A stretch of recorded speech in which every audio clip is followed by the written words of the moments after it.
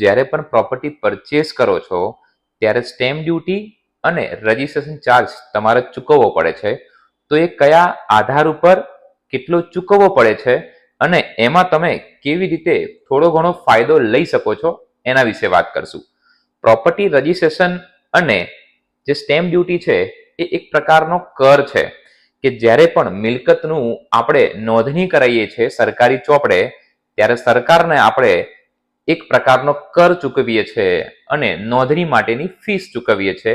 એને કહી શકીએ સ્ટેમ્પ ડ્યુટી અને રજિસ્ટ્રેશન ચાર્જ. સૌથી પહેલા વાત કરશું કે એ શેના બેઝ ઉપર નક્કી કરવામાં આવે છે. તો જંત્રી રેટ અથવા તો તમારા દસ્તાવેજની રેટ એટલે કે દસ્તાવેજની એમાઉન્ટ બંનેમાંથી જે વેલ્યુ હાયર છે એના ઉપર સ્ટેમ્પ ડ્યુટી અને રજિસ્ટ્રેશન ચાર્જ લાગશે. તો મિત્રો બીજો પોઈન્ટ એવો થાય છે કે સ્ટેમ્પ ડ્યુટી અને રજિસ્ટ્રેશન ચાર્જ ગુજરાતમાં કેટલો છે. તો મિત્રો જે સ્ટેમ્પ ડ્યુટી ચાર્જ છે એ છે 3.5% પ્લસ 40% એની ઉપર સરચાર્જ લે છે. તો આમ થઈને ટોટલ જે સ્ટેમ્પ ડ્યુટી ચાર્જ છે ગુજરાતમાં એ 4.9% છે.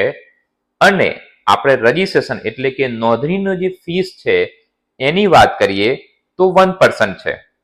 એ પણ પર્ટિક્યુલર પુરુષના નામે નોંધણી કરવામાં આવે છે તો 1% રજિસ્ટ્રેશન ચાર્જ લાગુ પડે છે. પરંતુ ફિમેલ એટલે કે મહિલાના નામે પ્રોપર્ટીનો દસ્તાવેજ કરવામાં આવે છે તો એ 1% બાદ મળે છે એટલે કે 1%નો રજિસ્ટ્રેશન ચાર્જ એપ્લિકેબલ થશે નહીં. તો જ્યારે પણ તમે દસ્તાવેજ કરાવશો મહિલાના નામે દસ્તાવેજ હશે તો તમને 1%નો ફાયદો મળશે અને પુરુષના નામે હશે તો તમારા રજિસ્ટ્રેશન પેઠે 1% ચાર્જ ચૂકવવો પડશે. આપણે એક એક્ઝામ્પલથી સમજીએ એની પહેલા હજી સુધી તમે અગર અમારી યુટ્યુબ ચેનલ સબસ્ક્રાઇબ નથી કરી તો સબસ્ક્રાઇબ કરી લેજો. સે એક્ઝામ્પલ કોઈ મેલના નામે એટલે પુરુષના નામે પ્રોપર્ટી કરી રહ્યા છે જેમાં જંત્રી પ્રમાણેનો રેટ 60 લાખ રૂપિયા થઈ રહ્યો છે અને સેલડીડ વેલ્યુ એટલે કે દસ્તાવેજની જે વેલ્યુ છે એ 65 લાખ છે.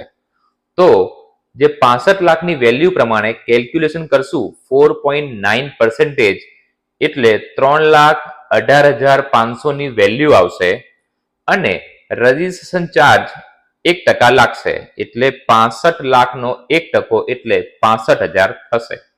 તો 3,18,500 વત્તા 1% એટલે કે 65,000 નું ટોટલ કેલ્ક્યુલેશન કરશું એ વેલ્યુ ક્રિએટ થશે દસ્તાવેજની સ્ટેમ્પ ડ્યુટી અને રજિસ્ટ્રેશન ચાર્જ એટલે કે ટોટલ 3,83,500 સ્ટેમ્પ ડ્યુટી અને રજિસ્ટ્રેશનનો ખર્ચ તમને લાગશે.